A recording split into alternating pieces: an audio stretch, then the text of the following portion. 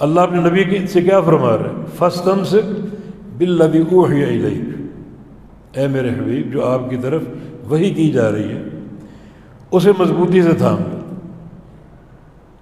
یہ امر کس کا؟ اللہ تعالیٰ کا۔ کس کو؟ اپنے رسول کو۔ اور امر کیا ہے؟ میری وحی کو مضبوطی سے تھام لو۔ اللہ کی وحی کیا ہے؟ دو چیزیں، وَأَنزَلَ اللَّهُ عَلَيْكَ الْكِتَابَ وَالْحِكْمَةَ، اللہ نے دو چیزیں اتاری، قرآن اور حدیث، یہ اللہ کی وحی۔ تو اس وحی کو، کتاب و سنت کو تھامنے کا آرڈر، امر اللہ کا ہے۔ تو نعوذ باللہ اللہ تعالیٰ کی یہ دعوت تفریق کی دعوت ہے، تفرق پیدا کرنے کی دعوت ہے۔ یعنی کتنی معتدل دعوت ہے، ہماری وحی کو تھام۔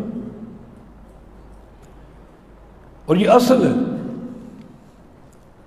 یہ اصل ہے۔ فرقہ کیسے بنتا ہے؟ جو اصل پر قائم، کیا وہ فرقہ ہے؟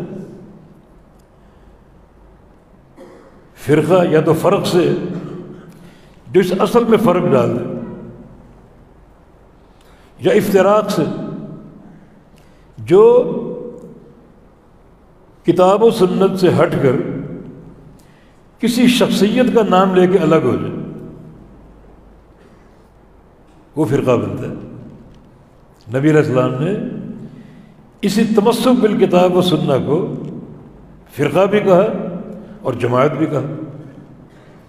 آگے تفصیل سے بات ہوگی، فی الحال ایک مسئلے کے لیے حدیث پڑھ رہا ہوں۔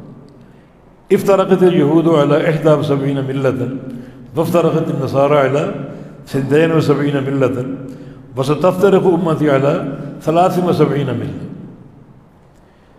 یہودیوں کے 71 فرقے بنے اور نصارہ کے 72، اور میری امت کے 73 ہوں گے۔ یہ 73 فرقے ہیں، آپ نے فرقے کہا ہے، اور میں کلہم فی النار، یہ بڑی سخت بات ہے، سب جہنم میں جائیں۔ یہ بات میری نہیں، اللہ کے نبی کی، سب جہنم میں جائیں الا الملۃ الواحدہ، سوائے ایک ملت کے، جس کو پہلے فرقہ کا اس کو ملت قرار دیا، سوائے ایک ملت کے۔ ملت جماعت کے معنی میں پوچھا گیا وہ کون ہے؟ تو یہاں نبی علیہ السلام کے دو جواب ہیں جو صحیح سند کے ساتھ ثابت ہے۔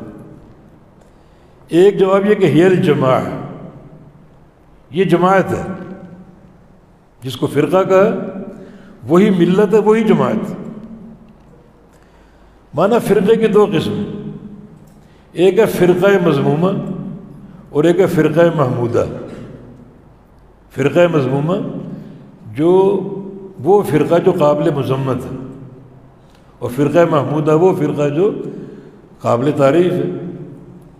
فرقہ مذمومہ کے جو اصل سے ہٹ کر کسی شخصیت کے نام پہ ایک فرقہ بن جائے، یہ افتراق کا راستہ ہے، امت کو تقسیم کرنے کا راستہ ہے۔ اور فرقہ محمودہ کیا ہے؟ جو اصل پر قائم ہے، کسی شخصیت کے نام پہ فرقہ نہ بنے، اصل پر قائم، وہی ملت ہے، وہی الجماع ہے۔